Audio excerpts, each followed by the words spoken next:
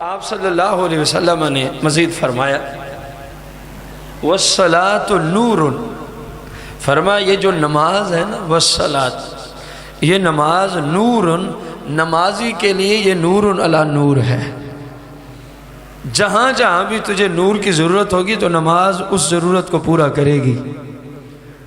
قبر کے اندر ظاہر بندے کو نور کی کیا ہوگی؟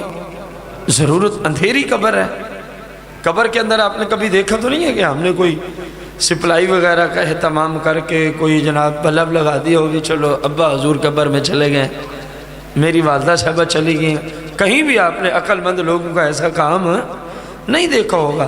تو میرے آقا علیہ السلام نے تو ہمیں 1400 سال پہلے آگاہ فرما دیا کہ جہاں جہاں بھی ظلمت اور اندھیریاں ہیں وہاں وہاں کے لیے اگر نور درکار ہے تو فرمایا 5 وقت کی نماز کی حفاظت کرتے رہنا۔ وَالصَّلَاةُ نُورٌ، میں نہیں کہہ رہا، رسول پاک فرما رہے ہیں، فرمایا 5 وقت کی نماز تمہارے لیے کس حیثیت سے آئے گی سامنے؟ نور۔ جہاں بھی ضرورت ہوگی یہ نماز نور پیش فرمائے گی، یہ نماز نور کی شکل میں تمہارے پاس تشریف لائے گی۔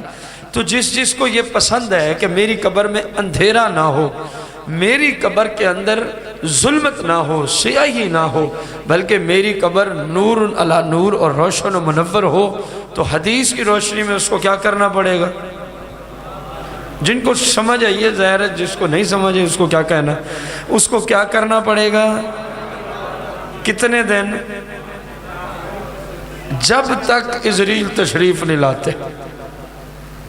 اللہ کرے کہ جب تشریف لائے بندہ سجدہ ریز ہو، مزہ تو تب ہے نا، جاتے ہوئے بھی پتہ چلے، اس کو لے جاتے ہوئے بھی پتہ چلے کہ میں کسی بندے کو لے کے چلا ہوں۔ تو ہمارے لیے قبر و آخرت میں کس چیز نے نور پیدا کرنا ہے؟ بلند آواز۔ تو اب ہر بندے کی مرضی ہے کہ وہ اپنے لیے نور لیتا ہے یا اس کو چھوڑ دے۔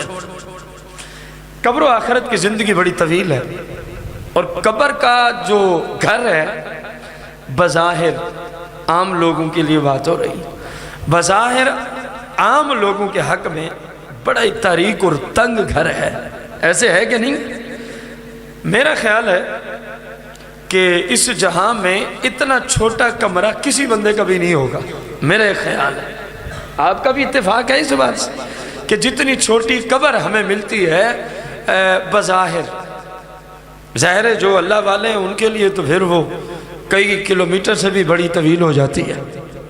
بظاہر جو حالت ہے، اتنا چھوٹا دنیا میں کسی کا کمرہ، آپ سے سوال کروں، آپ سے سوال کروں، کسی کا کمرہ، بندے بھی ہوتے ہیں اونچ نیچ ہو جائے تو گھر میں پوچھنے والے کوئی پڑوسی مل جائے گا، کوئی محلے دار مل جائے گا، کوئی دوست گھر والے نہ بھی ہوں، پھر بھی آپ سے سوال ہے کتنے ایسے کمرے آپ نے دیکھے ہیں؟ اپنے گھر کی بات کرنی ہے، بقایا کو چھوڑ دیں، سمجھ گھر سے آئے گی کہ جس کمرے میں آپ نے روشنی کا اہتمام نہ کیا۔ اب تک بھی آپ کو سمجھ نہیں آئی کہ میں نے کہا کیا ہے۔ اس کمرے سے یہ کمرہ بھی بڑا، وہاں کسی کو کچھ ہم اپنا حال سنا نہیں سکتے، یہاں بتا بھی سکتے ہیں۔ وہاں مسئلہ کھڑا، سانپ ڈس جائے علاج نہیں ہو سکتا، یہاں 20 علاج بھی موجود ہیں۔ وہاں رو رو کے مر جائے بندہ، کسی نے نہیں کہنا کوئی نہیں صبر کرو، یہاں 20 بندے کہنے والے بھی مل جائیں گے۔ وہاں کی زندگی بڑی طویل ہے، یہاں پتہ نہیں اگلی سانس آئے گی کیا نہیں آئے گی۔ میں نے سوال یہ کیا تھا، کوئی کمرہ آپ نے دیکھا ہو اپنے گھر میں جہاں آپ کا رہنا بھی لازم ہو اور آپ نے وہاں روشنی کا بندوبست کوئی دیکھا ہے؟ تو جہاں کچھ بھی نہیں اس کے لیے روشنی کا اہتمام کیا جائے، اور جہاں سب کچھ ہے بندہ اپنے لیے سوچے نا، بندہ جو آج کہتا ہے میں نے کمائی اتنی کرنی ہے مجھے نماز کی فرصت نہیں ہوتی، کبھی تو نے ایک لمحہ کے لیے بیٹھ کے سوچا ہے کہ یہ کمائی کر رہا ہے تو، کھانے والے ہیں سارے، اور جس نماز کو تو نے ترک کر دیا ہے، رب کی عبادت سے تو دور ہو گیا پیسوں کی کمائی کی وجہ سے، پیسے اکٹھے کرنے کی گھر سے، تو نے کبھی سوچا ہے کھا تو سارے رہے ہیں، ظاہر ہے جتنا تو کما کے لاتے اکیلا تو نے کھانا نہیں ہے، کھا سارے رہے ہیں، تو اپنا کتنا بڑا نقصان کر رہا ہے کہ جہاں تو نے اکیلے جانا ہے وہاں کے لیے تو نے کچھ نہیں کیا، لوگوں کے لیے تو سب کچھ کر رہا ہے۔ سوچنا حق بنتا ہے کہ نہیں بنتا؟ گیا ہے.